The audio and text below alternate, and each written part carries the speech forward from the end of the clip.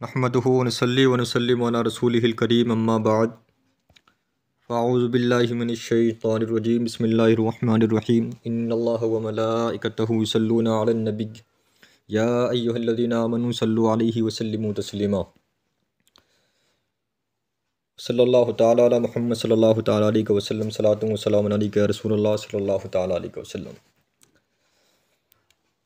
तो जैसे कि आपको मालूम है, हमारे इस चैनल में अहम सवालात के जवाब दिए जाते हैं।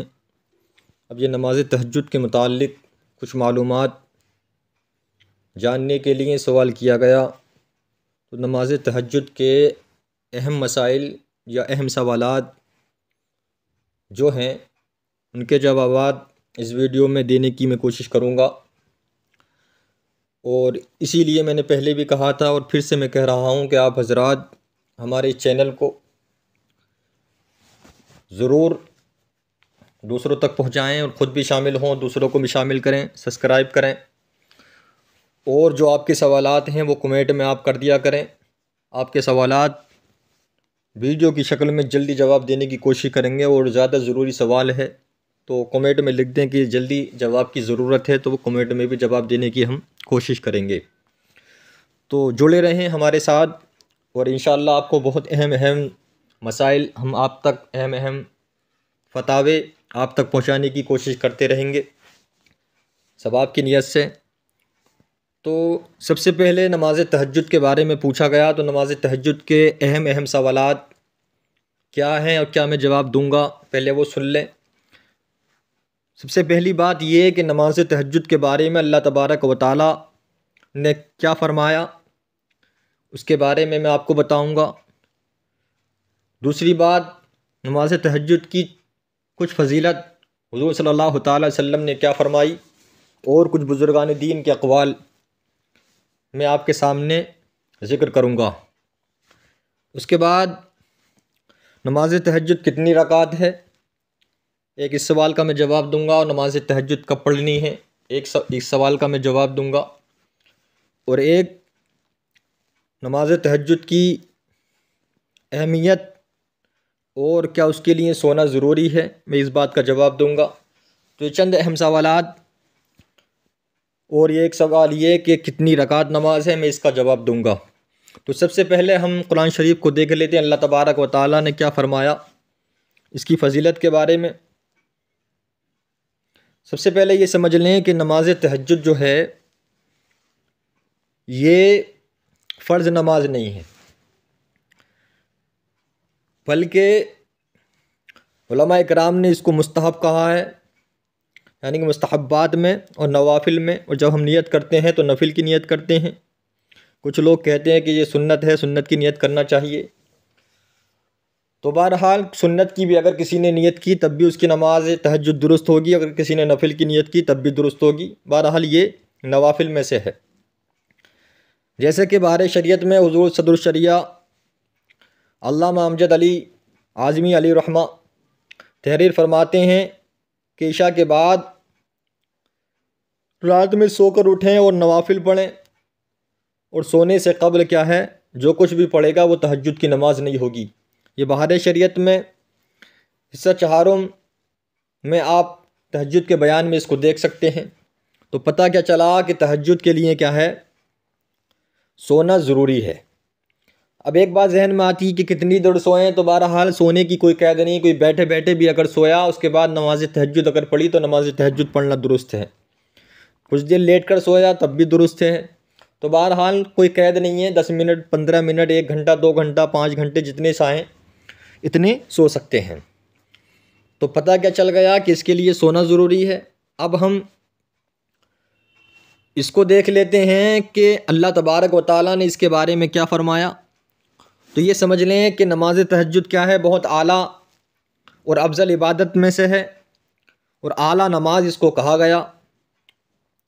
और उलमा कराम फरमाते हैं कि नमाज पंजगाने के बाद ये नमाज तहज्जुद क्या है, बहुत आला नमाज है। और वजह यही है कि बंदे या बंदियाँ अपने गर्म बिस्तरों को छोड़कर अपनी नींद को छोड़कर, अपने प्यारों को छोड़कर अल्लाह तबारक व तआला की रज़ा के लिए, अल्लाह तबारक व तआला की खुशनुदी के लिए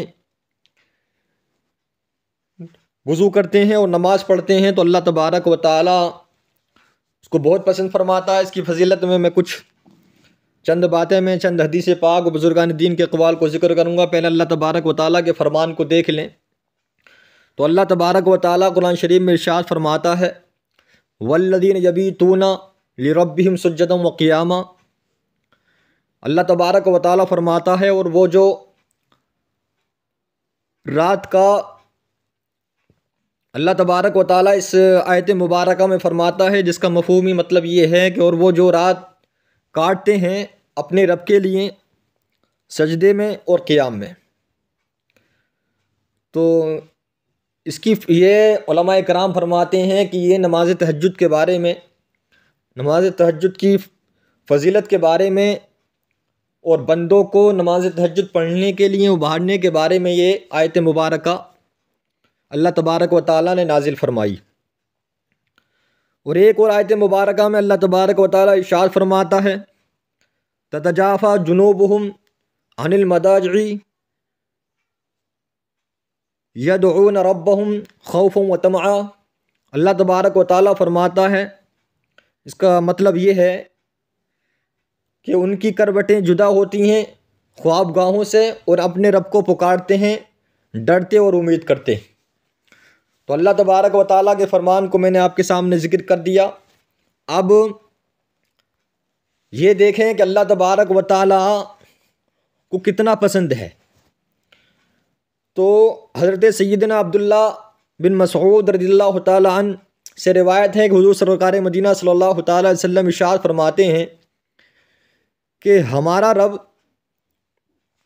दो शख्सों से बहुत खुश होता है। एक वो शख्स जो अपने बिस्तर या अपने लिहाफ, अपने प्यारों, अपने घर वालों को छोड़कर नमाज के लिए उठ जाता है तो अल्लाह तबारक व तआला फ़रिश्तों से फ़रमाता है, मेरे फ़रिश्तों, मेरे इस बंदे को देखो कि अपने बिस्तर को छोड़कर, अपने लिहाफों को छोड़कर, अपने प्यारों को छोड़कर मेरी इबादत के लिए खड़ा हुआ है और मुझसे ये सवाब की नीयत रखता है और मेरे अज़ाब से ये खौफ करता है। तो अल्लाह तबारक व तआला उस बंदे से बहुत खुश होता है। और एक वो शख्स, अल्लाह के प्यारे अभी फरमाते हैं कि जो मैदान जंग में जाए और मैदान जंग में जाने के बाद वहाँ पर जंग लड़े और जंग लड़ने के बाद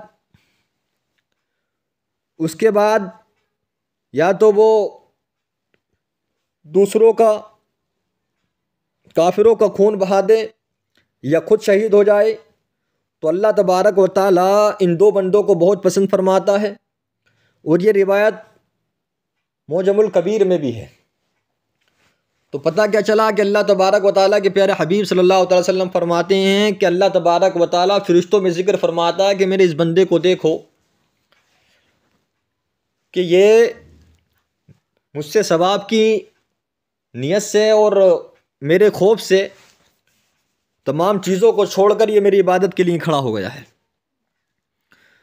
और एक जगह और प्यारे आका सल्लल्लाहु अलैहि वसल्लम फरमाते हैं कि बेशक रात में एक ऐसी साथ है जिसमें मुसलमान बंदा जब अल्लाह तबारक व तआला से दुनिया व आखिरत की कोई भलाई मांगता है तो अल्लाह तबारक व तआला उसको वो भलाई ज़रूर अता फरमाता है।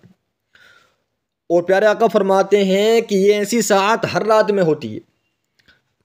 तो पता क्या चला कि जो रात को उठकर अपने बिस्तरों को छोड़कर नमाज तहज्जुद के लिए उठे तो अल्लाह तबारक व तआला उस मुबारक, अल्लाह तबारक व तआला ने जो मुबारक साथ रात में रखी है तो वो उलमा फरमाते हैं कि वो उस मुबारक साथ को पा लेता है, मुबारक वक्त को, मुबारक घड़ी को पा लेता है। चलिए, ज़्यादा हम हदीस पाक का जिक्र नहीं कर सकते, समझदारों के लिए इशारा काफ़ी है। एक और हदीस पाक सुन लें।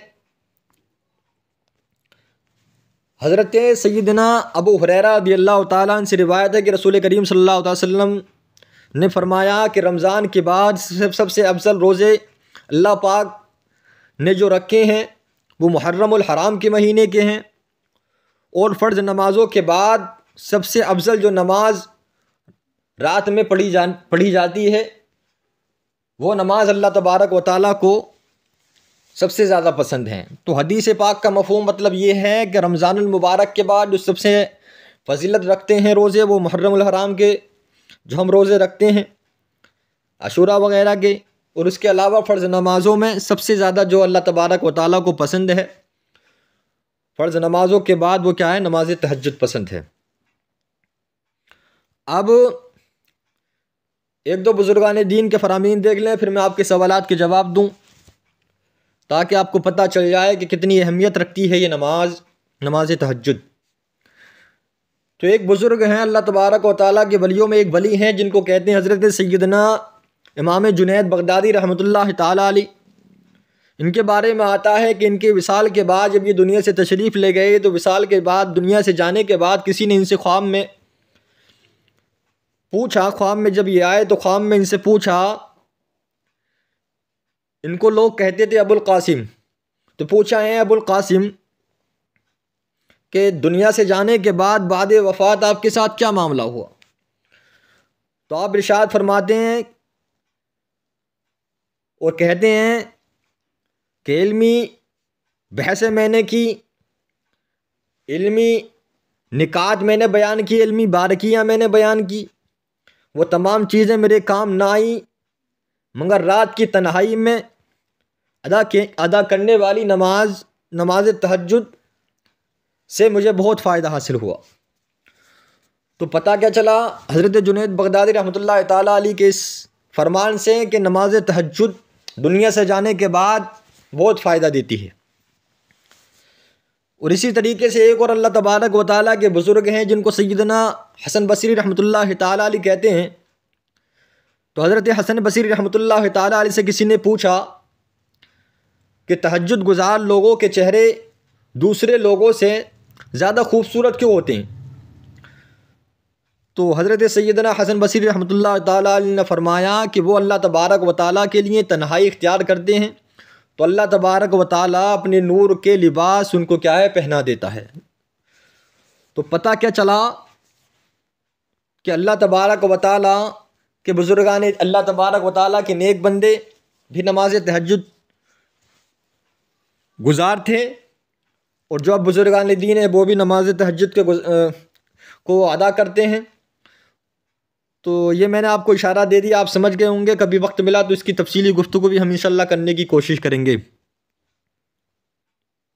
अब एक बात और समझ लें कि आखिरकार बहुत सारे लोगों का होता ये है कि नमाज तहज्जुद की हिम्मत नहीं होती, तो वजह क्या है?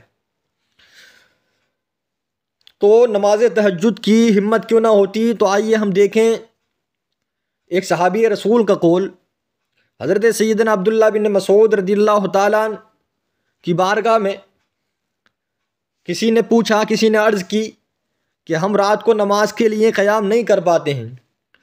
तो हज़रत सैयदना अब्दुल्लाह बिन मसूद रज़ियल्लाहु तआला अन्हु फरमाते हैं कि तुम्हारे गुनाहों ने तुम्हें क्या है, अपाहिज बना दिया है।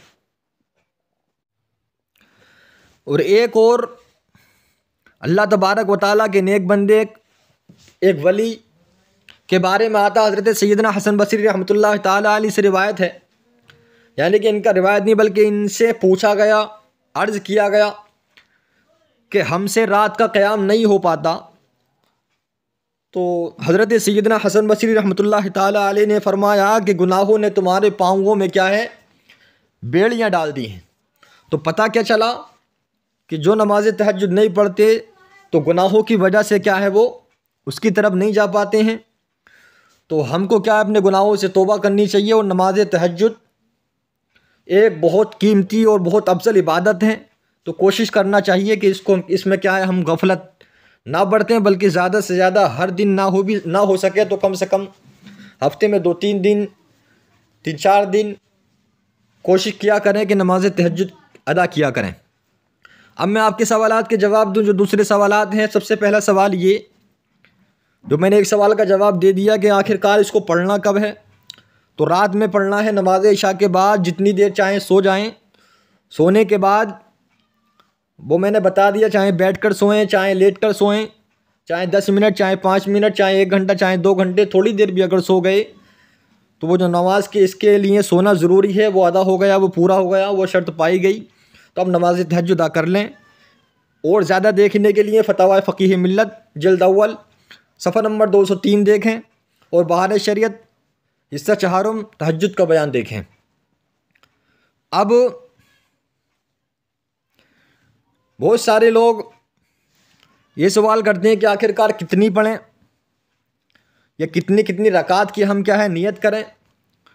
तो बहरहाल नमाज तहज्जुद क्या है, ये नफली इबादत है। तो नफली इबादत में बेहतर क्या है कि 2-2 रकात से नमाज की नियत करें। अगर कोई चाहे कि 4 से पढ़े तो 4 की भी नियत करके नमाज़ पढ़ सकते हैं नमाज तहज्जुद। लेकिन उसके लिए क्या है, 2 रकात पढ़ने के बाद अत्तहियात के बाद दुरूद इब्राहीम वगैरह भी क्या है पढ़ें। और अगर 2 पढ़ें तो उसकी में कोई बात ही नहीं है। अब आखिरकार ये कितनी होती है, तो इसके बारे में उलमाए कराम फरमाते हैं कि ये क्या है, प्यारे आका सल्लल्लाहु ताला अलैहि वसल्लम से क्या है 8 तक साबित है कि प्यारे आका सल्लल्लाहु ताला अलैहि वसल्लम ने क्या है 8 अदा की है।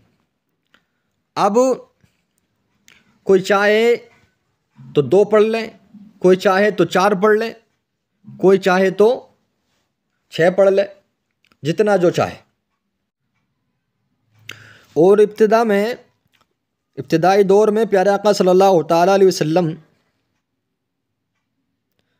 ये नमाज क्या थी, फ़र्ज़ थी।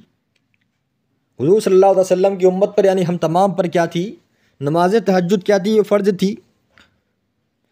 लेकिन बाद में क्या है, ये नमाज की फ़र्ज़ियत क्या थी मनसूख हो गई। और इसके बारे में हज़रत उम्मुल मोमिनीन सय्यदिना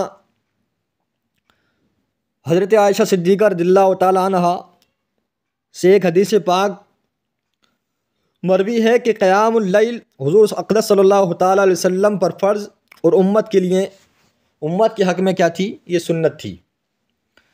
इसके बारे में कोई देखना चाहें तो फतवा रज़विया जिल्द सोम सफ़ा नंबर 455 या 456 देख लें, तो पता क्या चला कि हुज़ूर सल्लल्लाहु ताला अलैहि वसल्लम पर और उम्मत पर ये पहले फ़र्ज़ थी, बाद में उम्मत पर जो फ़र्ज़ियत थी वो मनसूख हो गई, वो ख़त्म हो गई। हुज़ूर सल्लल्लाहु अलैहि वसल्लम पर क्या थी, ये फ़र्ज़ थी। तो अब इसका जवाब भी मैंने दे दिया कि कितनी पढ़नी है, तो 4 पढ़ लें, कोई 2 पढ़ लें, 8 तक हुज़ूर सल्लल्लाहु अलैहि वसल्लम से साबित है। तो बेहतर है कि 2-2 करके नियत करें। अब एक सवाल ये था कि आखिरकार इसकी नियत किस तरीके से की जाए। तो नियत दूसरी नमाज़ों की तरह ही करनी है। जैसे कि मिसाल के तौर पर मैं नियत कर बता दूं, नियत की मैंने 2 रकात नमाज सुन्नत नमाज तहज्जुद, या कोई कहना चाहे तो नफिल नमाज तहज्जुद, वास्ते अल्लाह ताला के मुँह मेरा तरफ काबे शरीफ के अल्लाहु अकबर।